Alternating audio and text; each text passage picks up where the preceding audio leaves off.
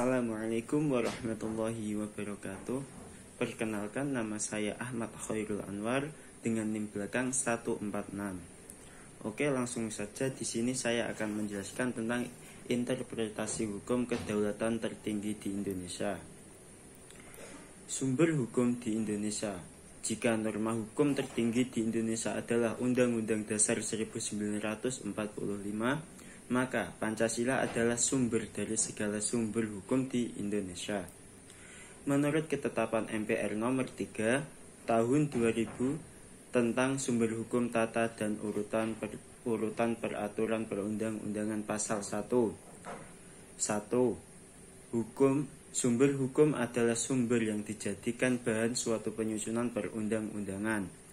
Nomor 2, sumber hukum terdiri dari sumber hukum tertulis dan hukum tidak tertulis.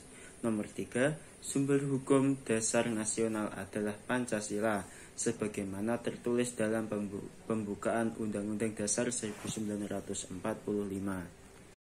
Sumber hukum dasar nasional adalah Pancasila, sebagaimana tertulis dalam pembukaan Undang-Undang Dasar 1945, yaitu ketuhanan yang Maha Esa, kemanusiaan yang adil dan beradab, pemersatu Indonesia, dan kerakyatan yang dipimpin oleh hikmat kebijaksanaan dalam permusyawaratan perwakilan, serta dengan mewujudkan suatu keadilan sosial bagi seluruh rakyat Indonesia dan batang tubuh Undang-Undang Dasar 1945.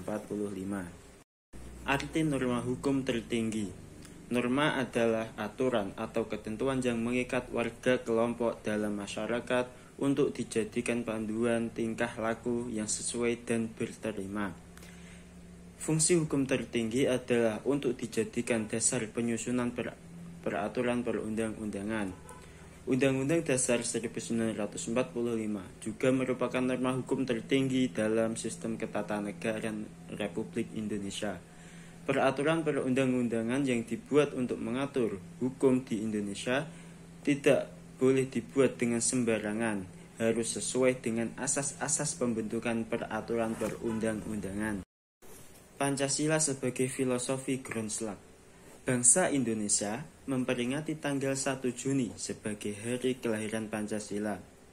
Referensi histori dari kelahiran Pancasila pun dapat kita temui baik dalam bentuk sumber atau bahan kepustakaan maupun media elektronik visual yang berkembang pesat pada saat ini. Menurut Presiden pertama Republik Indonesia, Insinyur Soekarno, menyebut Pancasila sebagai filosofi Grundslag atau pandangan hidup bangsa Indonesia. Oleh karena itu, Pancasila memiliki dua kepentingan, yaitu 1. Pancasila diharapkan senantiasa menjadi pedoman dan petunjuk dalam menjalani keseharian hidup manusia di Indonesia, baik dalam berkeluarga, bermasyarakat, maupun berbangsa.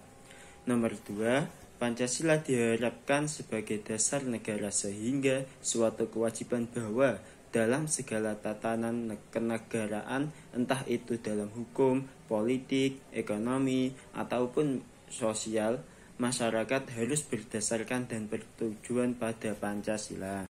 Pancasila dalam kedudukannya sebagai kristalisasi nilai-nilai yang dimiliki dan diyakini kebenarannya oleh bangsa Indonesia telah dirumuskan dalam alinea keempat pembukaan Undang-Undang Dasar 1945.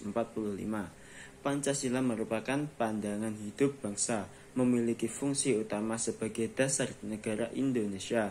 Dalam kedudukannya yang demikian, Pancasila menempati kedudukan yang paling tinggi sebagai sumber dari segala sumber hukum atau sebagai sumber hukum dasar nasional dalam tata hukum negara di Indonesia.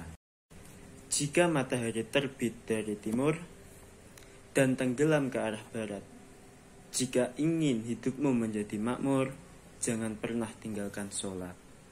Terima kasih. Saya pamit undur diri karena kalau maju saingannya teman sendiri. Cukup sekian yang bisa saya sampaikan. Kurang lebihnya saya mohon maaf. Wassalamualaikum warahmatullahi wabarakatuh.